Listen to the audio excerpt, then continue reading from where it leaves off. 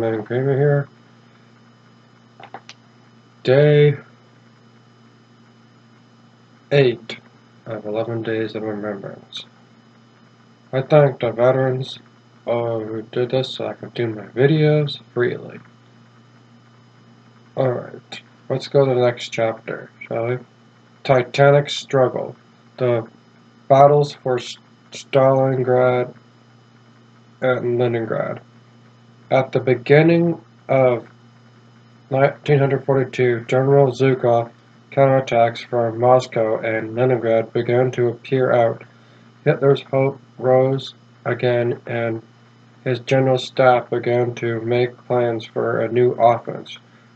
Remote attacks would be made on Leningrad, but these would only form a division. Stalingrad in the south was to be the real objective. With this is in the hands of the Germans, could cut off central Russia from the Caucasus oil fields, and at the city before the Soviet leader named it would be a tremendous propaganda coup. The German commanders fought their usual inter-battle over strategy, but they improved with news of the failure of two major Russian counterattacks in the Crimea near the Ukrainian city of Kharkiv. In the later case, the Southern Army under Turkov was all but annihilated. The Red Army also offered a dent to their morale outside Leningrad, with General Evgeny Ivanov defected to the Germans with the invitation of leading an anti-Soviet liberation force. On 28th of June 1942, the new German offense began on either side of Kursk. "The Russians is finished," said Hitler, confidently dividing his forces in two. One army under General von Patten southern towards the oil fields, while the other under General Kutuz struck towards Stalingrad, now being bombed massively from the air. As he moved his headquarters to the Ukraine to be near Vestige, Hitler had no ways of knowing that 24th August was to mark the limits of his conquest. The Battle of Stalingrad had immense mystic repercussions in modern Russian history. It was chiefly by Hitler's refusal in the World Slaughter caused chiefly by Hitler's refusal, but to communicate a kind of withdrawal. One inside the ruined, bombed-out city, the Germans lost their greatest advantage, mobility. They became locked in a victor's siege, struggling for every foot of ground. The Russians had made every house a pillbox and every heap of rubble a strong point.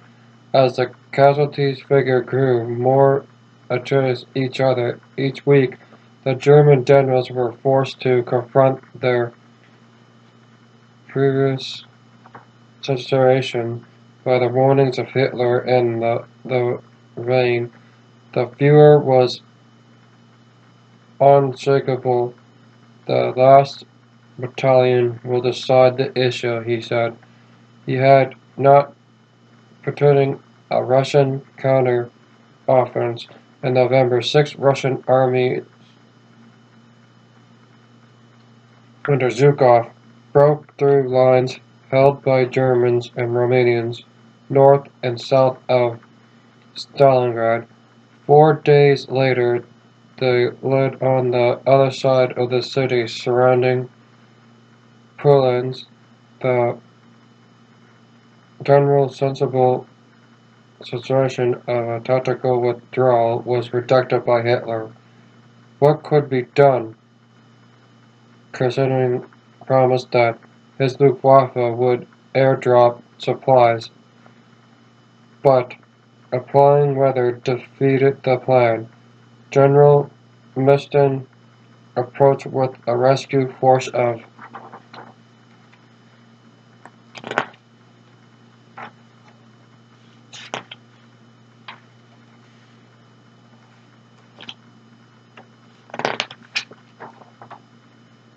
panzers, but was halted 30 miles away, and still Hitler refused to complete a breakout by the new year. It was too late anyways. Poland, who mysteriously had just been promoted to Field Marshal, surrendered on the 31st of January, together with 24 generals and 91,000 German troops. 3 days of mourning fell across Germany. The god of war has gone over to the other side, said Hitler, but his commanders began to harbor serious doubts about his conduct of the war. 2 weeks later, the Russians had recaptured Komarov, only to lose it again in March because the sacrifice of their Sixth Army had allowed the Germans time to regroup. The Russian front at the time witnessed some of the most appalling courage in history. Both sides suffered from centralized control executed by remote detonators. Neither Hitler or Stalin were prepared to human life to accept withdrawals from the terrible toll on human life. Time after time, thousands died in the pursuit of hopelessness objectives or the defeat of hopelessness possessions. With his huge population, however, Russia was better able to stand these losses and decorated by the British and passed directly to Soviet command. So when nearly 2,500 tanks and 900,000 men spread out across a 100-mile front, the Red Army was prepared for it. The Northern Force under Field Marshal Gunther von Koch met fierce resistance straight away through in the south. SS troops under Rustin side Kursk on 12th of July when 700 panzers under General Hermann Hoth crossed with 850 T-34 under Marshal Colonel Rudolph. The panzers got the worst of it, and it was the following day a Russian counterattack broke through the German lines, pushing them back 150 miles. The German losses were fearful: 70,000 men, 1,400 planes, and 15,000 panzers. It marked the beginning of what was to become a long, agonizing retreat to Berlin. Alright, let's go to the next chapter, shall we? Desist Storm, the North African Campaign. Compared to the enormous death struggle of the Russian front, the battles in North Africa were relatively small affairs. Nonetheless, for both Churchill and Hitler, they had great strategic as well as symbolic importance. The long siege of Tobruk and its heroic Australian garrison under General Leslie Morshead had carried out through the summer of 1941. Through the Australians received supplies from the Royal Navy by autumn that year, the Prote was becoming desperate to lift the siege. The British landed Operation Crusader trailing German panzers around Stelde Road. It was generally successful, with only 40 tanks left intact. Rommel abandoned the area and Tobruk was relieved, but in early months of 1942, the German general began to claw back lost territory, and in May they launched a new offensive at Gazla. He was determined both to take the Tobruk and fulfill any new British offense. The Tobruk garrison, now crossing of South African troops, backed by British and Indian auxiliaries, soon found itself under severe pressure. On 20th of June 1942, Storch and Panthers met a combined assault on the city. Within 3 hours, its defenses had been breached, and the following day the whole garrison of some 35,000 troops was forced to surrender. Apart from the fall of Singapore, this was probably the worst British defeat of the war. Hitler was so delighted that he promoted Rommel to Field Marshal.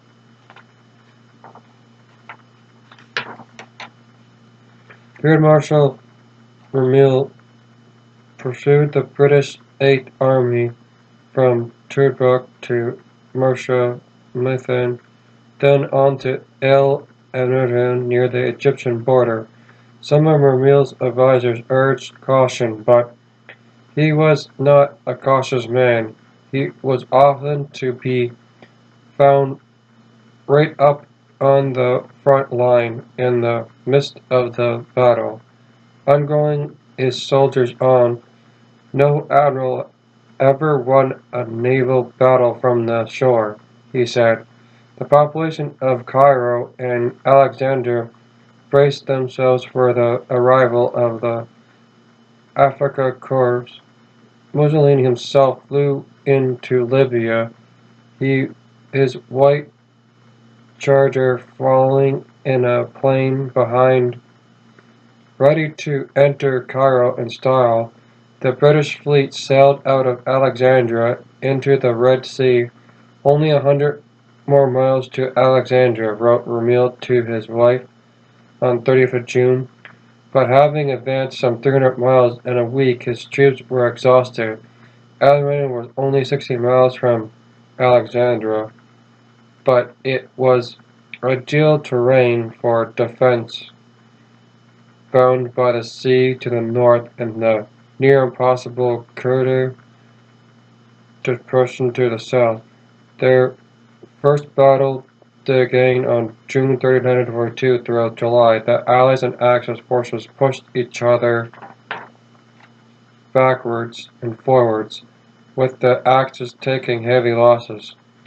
Anzac counterattack on 21st of July finally halted Rommel's advance, but did not do much more.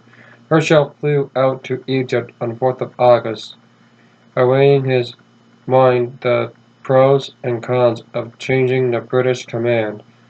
In the event, he struck and put General Sir Harold Alexander in his place as Commander-in-Chief. Churchill's first choice for the Eighth Army itself, General Coote, was killed in an air crash the next day. So it was that General Sir Roger Montgomery was flew out from England to take over the Eighth Army.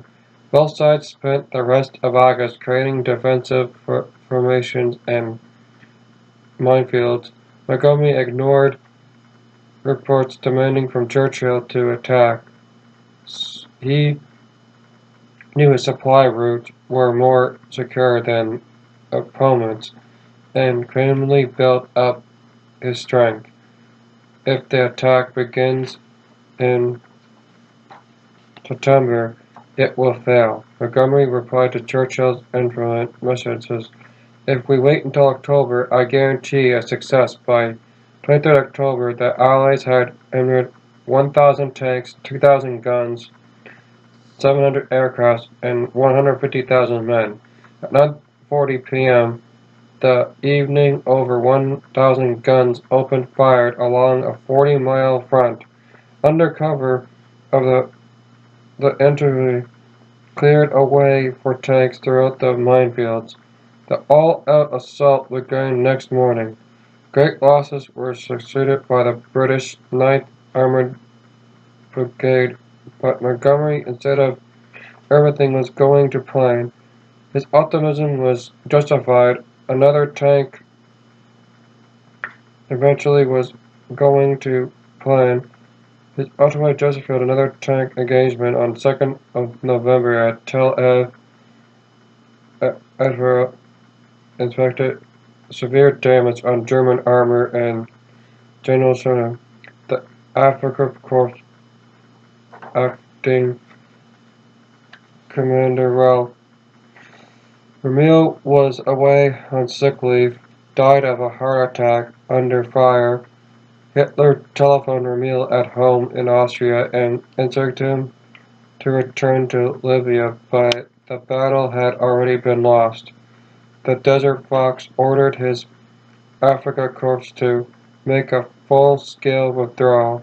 Some 13,500 British and Commonwealth troops had died in the advance at Almeida, but Montgomery had turned around the situation in North Africa. On 15th of November, church bells were rung across Britain for the first time since the war. They had previously been reserved for surrounding the invasion alarms. A week before the victory, Allied troops had landed in French North Africa in a massive joint invasion known as Operation Torch. The British, Americans, and Free French had brilliant over this project for some time.